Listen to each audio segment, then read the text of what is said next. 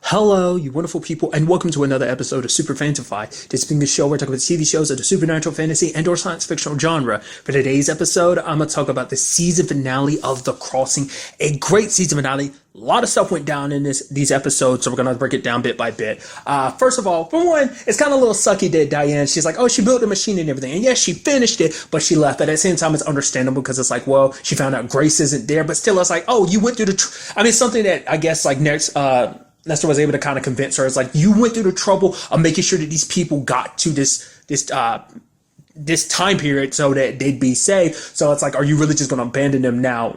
I mean, the same argument could be made about Jude. It's like, you're not helping these people out. You're helping out Reese, considering everything that she's kind of going on. It's like, yeah, we have more innocent people, we could say. But once again, under each situation, it's like, it's understandable. At least in, like, Diana's situation is like, well, she's got to find her wife, obviously. So I would assume that, yeah, no, definitely, because Grace probably doesn't know for sure if Diana was one of the people down there or not. I mean, I feel like they probably accounted for everyone. Probably everyone checked the bodies to make sure the people that they love weren't there.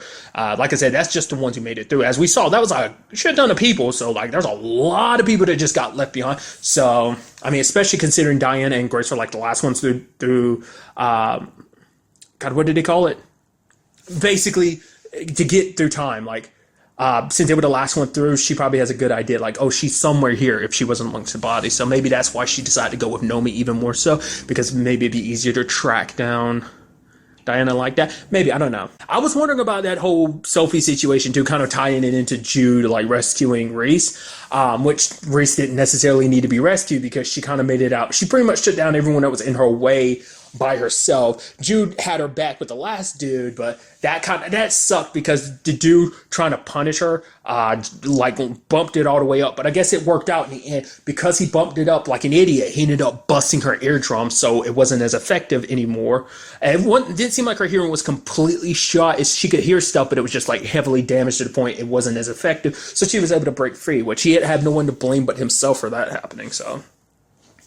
But even the thing about Sophie, she only showed up at the last minute. Even Jude's like, why the hell did you wait till the last minute to tell me? Which is super messed up on her part. Because to be fair, like, if her partner hadn't said anything, like the person she was working with, like on this, her quote unquote cure, if he had not said anything about like, oh, get your affairs in order because, this might actually kill you. You might not be part of that 7%.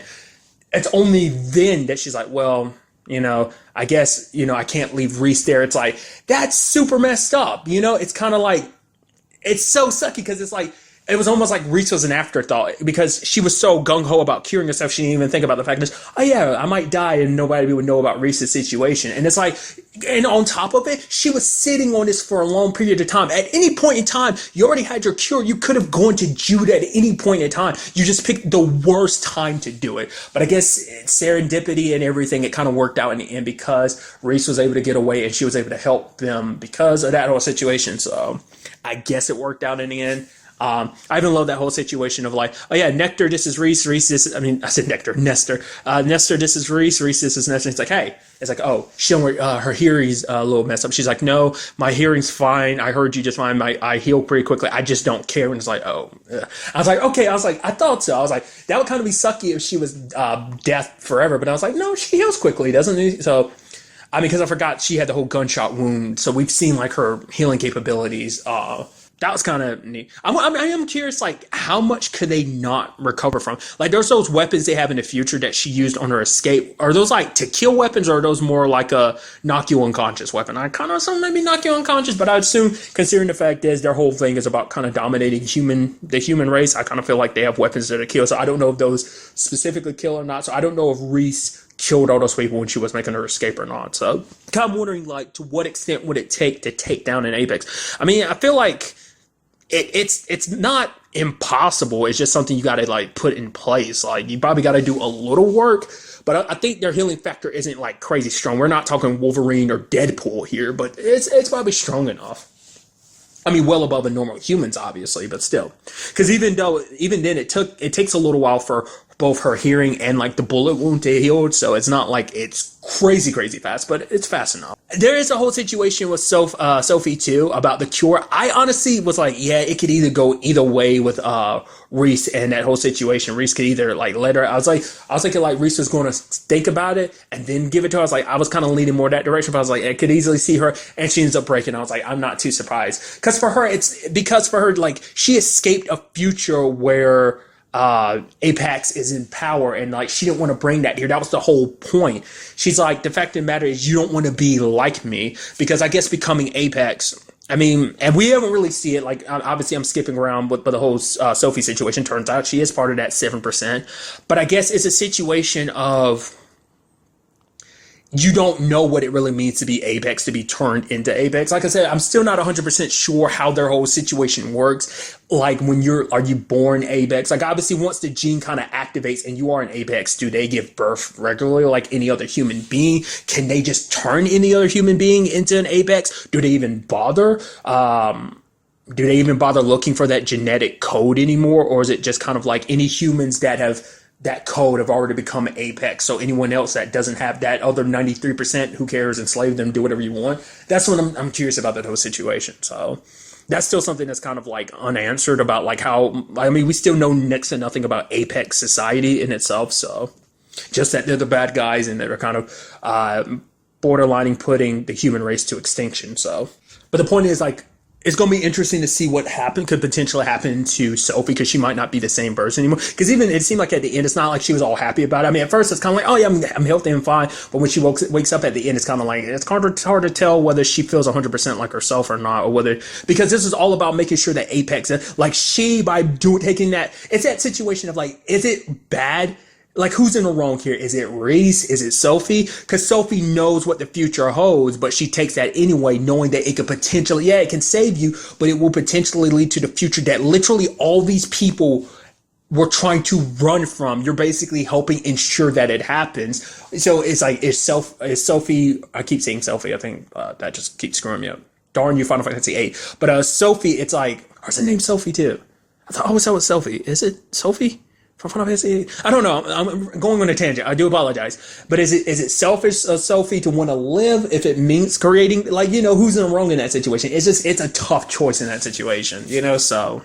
Then on top of all of this, you have the Paul situation. That sucks, especially because Paul found out like, oh wow, you were pregnant? Oh man, were you going to tell? Like the moment she was like, yeah, I tell him that you were the love of my life. I was like, Paul, you didn't notice she just used the past tense? I guess the argument could be like, oh well, she did get remarried and everything like that. So I guess that kind of could be the context of it, but I immediately took that as, she's about to kill you, isn't she? Because like the whole like letting you see him and stuff like that. So I was like, oh man, that sucks. Poor Paul. He was just trying to do the right thing. He's like, I didn't want all those innocent people to die. But she's like, oh, no matter what your intentions are, you betrayed us, blah, blah, blah, blah, blah. Basically, that you're endangering the future that our children and our grandchildren come from. It's like, but that's so sucky that you do that. Because not only are you killing your husband, you're killing a man who has loved you, because for him it's only been like 2 months, even though for you it's been like 10 years, which makes you think even more so maybe that's what makes the whole thing a little colder, easier for her, because there is a like it did seem like it still hit her, but the fact of the matter is she still did, because even Lindauer was like, wait, what, you used to know Paul, you killed what? So even he was surprised by that. So, I mean, I was kind of surprised by it too. Because the fact is that she said it like that means, because I guess that means she never had any intentions of killing Paul. I guess she was just going to let Paul kind of have a new life and stuff like that. Even she was kind of like, oh, we can have a life together. So I'm guessing she didn't always plan to kill him. But the moment she got that recording of him like talking to Jude, that's when she was like, yeah, I have to kill you, which is like, man, that sucks. And which in the grand scheme of things is almost kind of sad, because it's like you kind of killed him for nothing. Because when it was all said and done, like I know I'm skipping around and stuff, but like your plans failed. Your plan to kill everyone in the camp didn't go as according to plan, but I guess it's still that situation of she couldn't trust Paul anymore, so it's like he had to be removed from the equation. Nonetheless, I just think it's very tragic, because now Aaron will never know the truth about his dad. You'll probably tell him stuff in here and there. Obviously, you'll never tell him about the fact is that you killed his own dad, but that's just a rough situation. But I did like the fact is that everyone came together for this plan. Obviously, like getting help from Roy, Marshall, getting help from inside the camp. Even Thomas, the one who was all for like, yo, like working with them. The moment he heard Lindauer be like, oh yeah, don't worry, I got you on this. And then he was like, yeah, that guy's about to betray us. Like he has no intention of letting, because he already kind of had that idea from the beginning, but I think at the very least he thought he was the one making out of it. And the moment he found out, I don't know, like if knowing what was going to happen to the others, having some feeling like that, like was it about the others or was it more of like self-preservation where it's like, oh, I'm not getting out of here, so I got to make sure everyone else gets out of here to ensure that I get out of here. You know, it's hard to say with that. I mean, he's kind of been selfish the entire time. We have not seen him. I mean, it's interesting too, because the last time we saw Thomas was when Caleb broke his leg. So that's kind of interesting. But everyone's working together. Even Reese joins up because she finds out Leia is in the camp. Which I love the whole like her and Caleb situation. Like, oh wait, are we going to have a problem? And then Reese proceeds to take everybody down single-handedly, except for the last guy, which Caleb takes care of him. And she's like, I told you I didn't need your help. He's like, okay, next time I'm let the guy shoot you then. It's just kind of like interesting because we still don't 100% know what the AZs did. Like obviously the moment she saw his tattoo, she realized exactly who and what he is. So it's kind of like we know they dealt with like Apex and collaborators, but we still don't know I mean, the way like that dude that was dealing with Hannah was talking about it, it seemed like it was kind of a situation of things got rough. They were probably kind of like professional interrogators and torturers and maybe even killers. Maybe the dude that Reese ended up killing, the dude who was all about hunting and taking her down, maybe he was one too. So maybe that kind of gives her a better picture. Maybe they're just kind of outright like I said, interrogators, but maybe they're outright hunters too for like apex hunters or something like, I don't know. That's kind of what I'm chalking it up to. So, but when it ultimately comes down to everything in a camp, there were a lot of surprises. From one, Hannah getting electrocuted. Like I was like, oh man, I thought it was going to happen to a lot more people, but it's like, no, the power just happened to come on and Hannah got electrocuted. I guess because of Reese's whole situation, like she was able to just grab her without it being an issue, without being electrocuted herself. I guess at the same time she kind of jumped, so maybe she's not. I feel like she's still be kind of grounded. I don't know science, so I don't really know how electrocution would work in that situation. Luckily, Hannah didn't die. She's totally okay from that. So I was like, that would have sucked after everything they went through. Because I was wondering why they made such a focus on that. Like when Hannah went back to help that guy. I guess it's supposed to, I guess because it kind of slowed them down, so it kind of put her in that position. But I was wondering, I was like, oh, is it just supposed to represent the fact is that everyone else just kept walking, but her and the dude, she was like, oh, come over here and help. Like, stopped and helped. Everyone else was just kind of going for it. Maybe that's kind of supposed to be the mentality. I don't know. I mean, maybe that says a lot about Hannah. Maybe for Hannah, it's just kind of like, as a collaborator, she kind of put people in situations in the past. Obviously, she was kind of forced to, but maybe that was kind of her way, like kind of a sign of her being like, no, I got to help out. I got to make up for all the stuff I've done in the past. That's what I'm chalking it up to, but maybe I'm reading too much into it, which highly possible. I did like that whole aspect of like everyone was hiding in that one cabin. I was like, that's pretty slick. And all you had to do was get Roy to look in there and be like, oh yeah, there was nothing in there. So I was kind of like, because the moment he was messing with like the light, the power and stuff like that, I'm like, someone's going to catch you. And it's like literally the fixer from the first migration is there handling it. What she loves torturing people. She knocked the hell out of Roy with her gun, which pistol whipped him. And then also like zapping Marshall with the taser multiple times, even to the point like later on when you see him, like when he meets back up with Nestor, you see like bags under his eyes. I was like, man, you do not look good. You can definitely tell some shit went down with him. So, but the true interesting thing was the fact is that Lindauer helped, because I mean, and it's even something Jude touched on. It's like the fact is Lindauer never wanted things to get down, because for him it's like these are just random people we're killing. Like we have to make sacrifices for the future, but it's like these are our people. Like these are people who literally just wanted a better life, and we're killing them for it, you know. And it's just a sucky situation. He's like, but he ends up talking to Jude about it. It's like, what would you give to make sure that you basically save the human race? What sacrifices are you willing to make? I even love that point when he ended up shooting a lady, and Jude's like, yeah, maybe I should check and see if she's alive. And Lindauer shoots her an extra time and is like, yeah, don't bother. I was like, wow, that seems super brutal and cold. So that was kind of interesting. But it seems like Lindauer does help him with the whole EMP situation, getting rid of all the files. I am curious to know about the guards because it's the situation of like, because even at the beginning, because I do like they kind of start at the end and work their way back. Kind of that, again, what's it called, media res situation. It's in fact is like the guards had conflicting stuff. I wonder, was it Roy that told him to tell that, or was it just because legitimately they were all kind of knocked out, so they didn't really know 100% of what was going down anyway. They didn't know all, like only a few people. Also, we ended up finding out Foster is his name. I think last episode and the other episodes I kept calling him Frost. I don't know where I was pulling that from, but his name is Foster. Sadly ended up dying from his wounds. It was like last time we saw him, he was slightly okay, but it's like in last episode, but it's like nope. Apparently in between the episodes he died. I was like, man, that sucks. First Emma, then him. It's like this camp was cursed because every person in charge of this camp ended up dead from a gunshot wound too. That's just sucky. And once again, that still bothers me the hell out of me that Emma died. I was not expecting that. I was like, that sucks. I didn't know. Like, I thought she would have gotten out of there before something happened, but I mean, I was still hoping for it, but I knew it was going to be. But nevertheless, I'm rambling again. It does seem like when it's all said and done, Lindauer kind of goes dark after doing what he did, because there's no going back for him, because especially as we see with Eve, as rest of the group, sure, but Eve is the biggest one to be like, oh yeah, you're a traitor, we're going to take you out. The others kind of follow her. She's more so like the appointed leader. I mean, it's kind of like a democracy. I mean, not really a democracy, because if you want out, you still have to die anyway because you know too much. And Lindauer definitely knows too much. So that's definitely interesting. So basically for him, he kind of has to hide because they have government connections too, not just him. They have other government connections. So if he pops up, they will find him. So he's always going to have to be on the run. Basically, we see that basically because there are no records left, everyone is getting their new IDs and stuff like that. The only people we interact with after that 2-week time skip is Caleb and Hannah, Hannah and Marshall, which begs the question, what about her and Roy? And it's just kind of this complicated situation. And it's interesting, really quickly, I want to bring up something I thought Marshall brought up was fascinating, because he was asking Diana about it, which she ended up bringing up. It wasn't just her and Grace, that they basically had an entire team. What happened to that team? I don't know.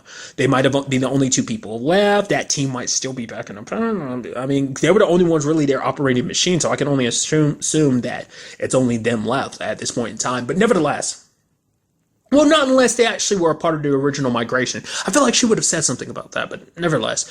Marshall brought up the question of, like, does she think that time travel changes people? Not just, like, the people who were coming from a different time, like him specifically, people from this time. Because his mom dying in that accident changed his life. It's like, am I who I am now because this is kind of who I was always meant to be? Or did that change me into who I'm supposed to be? You know, it's like, was I always going to be this person, or would I have been someone different if things had worked out? Because it also begs the questions like, because obviously his mom wasn't originally supposed to die at that time. It's just because of that accident, his dad tried to swerve and everything. So they kind of changed Marshall's life. So that does beg the question too, like, in the time Hannah's from, like, obviously we still don't know why specifically Marshall. So who's to say Marshall wasn't on a completely different path in the original timeline before they did? But then you have that whole situation about loops and stuff like that. Like, time, like, even though it was like, what was it, like a 2-month period in between the first migration and the second one. And that time, unbeknownst to them, because even them were messing with time, and obviously the whole situation with Marshall, his story could have changed in the future. Like, it might not even be the same. I mean, we still don't 100% know about, like, how time works. Like, I don't know. Like I said, maybe his mom would have died a different way relatively to, maybe, you know, stuff like that. I don't know, maybe meeting Hannah and all that kind of compensated for and kind of put him back on the right path, trying to be the good guy, hence him helping out and stuff like this, you know? Because for him, it's like, he always wondered why his mom died and not him. And now it's like, I have a chance. Like, maybe this is what I was meant to stay here and do and help with this situation. Maybe this is my calling. This is what I'm supposed to do. So I don't know. I thought that was just kind of a fascinating conversation. You know, as Diana kind of put it, she's like, oh, I'm not very good with the existential stuff. That's more Grace. But that's a very interesting existential, like, situation, kind of crisis, to kind of like contemplation, existential contemplation, I guess would be the proper phrase about it. But still. We also had Caleb reunited with his daughter, which I completely let that slip my mind. The fact of the matter is that that was in fact Rachel. I figured as much, but especially it was confirmed when he was like, wait, Rachel? When Lindau was kind of losing his shit, I was like, oh, obviously that's got to be his daughter then. Which, once again, still that situation. We don't know how that happened with Naomi or Rachel, like how their situations came to be. Because it's like, the fact of the matter is, like, I can only assume they, like, at some point, this resistance group, the first migration, ended up rescuing some people. Maybe all those people who, I don't know. I feel like all of them would have had symbols because Rachel's the only one. I mean, not unless they do have symbols and we just don't know, because that could be what the first migration is about. They could have been people, they could have been slaves to the, much like Rachel, that broke free, or maybe they just ended up saving her. Like, we still don't understand like how Rachel got here in the first place, because I was wondering about that. I was like, no, she's significantly old enough to know. I mean, she was super cool with Lindauer and them just taking her to this time. She grew up as like Lindauer's daughter and stuff like that, but the moment she saw her dad, it was like, wait, dad? I mean, because she hasn't seen her dad in like over 10 years. I mean, 10 plus years, because we don't know how long she was missing between when she was taken and on, which is kind of sad. If Rebecca had stayed, she would have been reunited with her daughter. Nonetheless, I mean, that's still kind of something that's kind of up in the air too. Like, you know, it's just kind of funny how stuff works out like that, because she didn't have enough faith to just, you know, she couldn't just, you know, stay there with Caleb. And if she hadn't, maybe things would have worked out. One of those situations that just, you don't know how things are going to play out. So we do see Reese and Leia leaving, but not before Leia mentions that a name that was all over the wall was Ella's, Jude's last name, which then immediately my brain goes, that might not just be Jude, that might have something to do with his son, because he had that dream at the beginning with his son being taken by Apex. So his son, maybe even his grandson, you know, time and stuff like that, even great-grandson, might have something, like the Ellis family, his family might have something to do with the future. They might be like some resistance to all of this just because of, hell, for all we know, he might be one of the 7% for all we know. So for him, it's like, we got to track down Naomi and find out like what she knows about what's coming, but also what's happening, what part he might play in it. Also interesting to find out that Roy works at the sheriff's department now. I was like, yo, they closed in on a machine, but it didn't seem like Diana's machine activated. So it's more so like oh, don't forget, that's still there. That's kind of a plot device that's going to come up sooner or later. Like I was literally thinking about it last episode. I was halfway expecting, I was like, oh, Roy's going to walk in that room. It's like, no, it didn't activate. Once again, not to my knowledge. So it's like, okay, that's got to activate at some point. It might be like a beginning of like the next season, potentially. I'll get to that in a second. So, like I said, overall, a great season finale. Obviously, like, a lot of stuff has been wrapped up, but at the same time, like, a lot of stuff has been left open enough to be like, oh, what will they potentially do with a season 2? Which, at the time of recording this, I do not know if this is getting renewed. I hope it is. I'm kind of just leaning towards it not being just because it's just one of those things you kind of get into inklings. I'm hoping I'm wrong and it gets renewed, because I'd be so interested to see what they do. Obviously, going forward with like the only 2 Apexes being around being Reese and Sophie, and what that situation ends up coming down to, like, because Reese isn't going to be handing out her blood, but maybe Sophie is, if it means helping people, but that would just mean spreading it out more. And potentially it also means that 93% of the people she'd give it to would die anyway. So I don't know. Maybe she'd want to kind of mass produce it so to the point where it didn't necessarily just need a 7%. Plus, like, even then, we're going to kill her anyway, just because it's like, oh yeah, the doctor knows too much, so we got to kill her anyway. I'm sure Lindauer going to let everyone know about what she knew. They didn't know about her being potentially an Apex, but her being one means she's definitely going to be hunted. So she kind of screwed herself over in that department too. So then also the whole situation with Jude, like I said, whether or not that dream of his was kind of a premonition or not. About what the future holds. And that is kind of an interesting thing. Like, subsequently, that whole Naomi situation has not circled back around. It's just kind of like, yeah, the guard that was with him, like, the whole, like, emptied his bank account and stuff like that. I don't know if he's still with him. I would assume he's still with them, because it's like, yeah, he can still benefit from Naomi. And I guess with him, he can be kind of their guard and everything. So, but still, it's just kind of interesting that that storyline is there in the background, but it's not like actually, like, we never get to see what Naomi's up to. Like, what does she have the best of intentions? Does she have bad intentions? Like, what her whole deal is going to be like. Obviously, she's going to be reshaping the future, but like I said, that also comes down to what kind of person Naomi is. Like, when you have all, like, basically the world's knowledge, the past for you, but the future for everyone else, having that type of knowledge, like, shaping the world, you can always start off with the best of intentions and then just go wrong. Just like even her group started off with the best of intentions, But it still got to that point where it's like, oh yeah, we're going to basically wipe out 7% of Earth's population, any that might have the genetic code for Apex. So, because another thing I'm curious about too, like potentially in a season 2, the fact is that we have everyone going to different places. I'd assume Hannah would kick it and like stay with Marshall because that's where she's supposed to be. But like everyone else is just kind of going their separate ways, whether they'd pop back up or not. I feel like Caleb would, just because it's like, oh, there's still the whole Rebecca storyline, but I don't know about Reese or Leia. It might be a situation of like they kind of go off on their own, but eventually they kind of just circle back around. Like it might be a situation of those people would have to come back anyway, but like I said, they're off their radar, so there's no like identification or anything for them, so they're kind of able to live their life. So it is a situation where it's kind of like, I don't know if any of those, like if that group would come back or not. Like I said, with the exception of a few characters, like I don't know, they might not bring Reese or Leia back. I'd assume they would, but I don't know.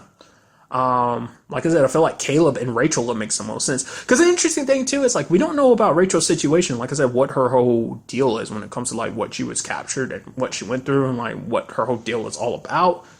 So like I said, I am hoping this is getting renewed for a second season because I'd love to see what they do with it. Potentially what other things from the future would come. Would it be other people? Most likely, in my opinion, it'd most likely be Apex. And that'd probably complicate things even more next season. Probably a reason why Reese would stay in the story is because they'd probably be hunting her down. Probably, Apexes can probably track other Apexes potentially, probably if they bring stuff from the future too. Once again, kind of furthering like that dream / nightmare that Jude had, which is most likely, you could make the argument, probably like a subtle foreshadowing premonition just in the context of the story. So I don't know. Ultimately, we just kind of have to wait and see.